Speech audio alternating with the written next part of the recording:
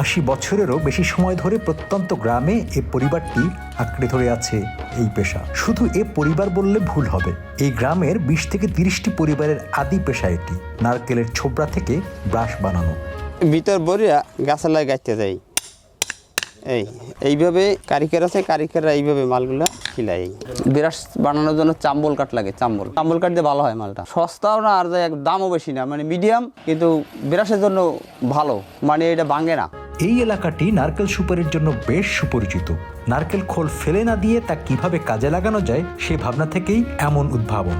এটা হচ্ছে বাছাই করা আঁশ বাছাই করলে পরে নর্মাল আঁশ যেটা সেটা এরকম আস্তা বাইরের থেকে, তারপরে এইটা শুকানোর পরে এরকম ছোট ছোট করতে হয়, করার পরে গুঁড়া দিয়া পেঁচাইতে হয় মাঝখানে। পেঁচানোর পর এইটা কারিগররা আবার আতুর দিয়ে টাকাই দিয়া ভিতরে ঢুকানোর পর ওই যে মাল ওইরকম কমপ্লিট হয়ে যায়। ওই যে আগে তালে আঁশ থেকে বানাইতাম অনেক আগে, কিন্তু এখন আর ওইটা চলে না। ওইটা আগে শহরের বাড়ি যে ড্রেনগুলো, ড্রেন পরিষ্কার করতে ওইগুলো লাগবে, এখন তো ড্রেন বড় করে ফেলাইছে, যার কারণে ওইটা এখন আর লাগে না।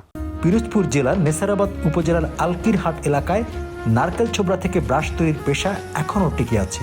স্বরূপকারী সবচেয়ে এটা বেশি তৈরি হয়। এই আগে আমার বাবা করতো ব্যবসা, এখন আমি নিজে করি। প্রথমত যে এই তক্তাটা আসলে এটা সাইজ করতে হয়। এটা 3টে সাইজ হয়, ছোট সাইজ, এটা বড় সাইজ, আর ওই আছে একটা, এরকম 3টে সাইজ হয়। সাইজ করার পরে গোল করতে হয়, গোল করার পরে যাই মেশিনে চেরতে হয়। এটা একটা দেখতে হাতলে থাকে, যাই তো এটা রান করার পরে তারপরে যাই ফুটো করতে হয় চেরার পরে। ব্রাশ তৈরির এই প্রক্রিয়াটি দেখতে যতটা সহজ, আসলে ততটা সহজ নয়। আর পুরো প্রক্রিয়াটিতে আধুনিক মেশিনের চেয়ে হাতের কাজের ব্যবহার বেশি। নারকেল আমরা কিনে আনতে পারি, ওই যে নারকেল ছেলাইলে পরে যে সোবাটা রয় ওইটা আমরা কিনে এনে ভিজাই, 1 মাস ভিজাই রাখতে হয়। রাখার পরে ওইটা নর্মাল পরে ওইটা ভিজানোর পর আমাদের মেশিন আছে, ওই যে ওই মেশিনে আঁশগুলো বাইর করতে হয়। এগুলো একটা মালে 20টা 22টা সিজাতে হয় একটা মালে। দলে পর আঁশ বাইরে হওয়ার পরে তারপর ওইটা শুকানোর পরে কারিগর থেকে ওইটা আবার কাটতে হয়, গুছি ছোট ছোট করে কাটতে হয়। কাটার পর ওইগুলো আবার হাতুড়ি দিয়ে ঢুকাইতে হয়। ভোর হতেই বাড়িতে বাড়িতে কাজ শুরু। পুরুষের চেয়ে এ কাজে নারীদের সম্পৃক্ততা বেশি।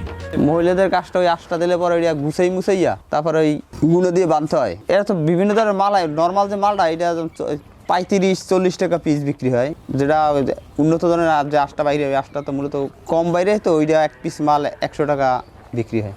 এমন ব্রাশ কি কাজে লাগছে? আধুনিক যুগে এই ব্রাশ কারাই বা কেনে? কোথায় কোথায় যায় এই ব্রাশ?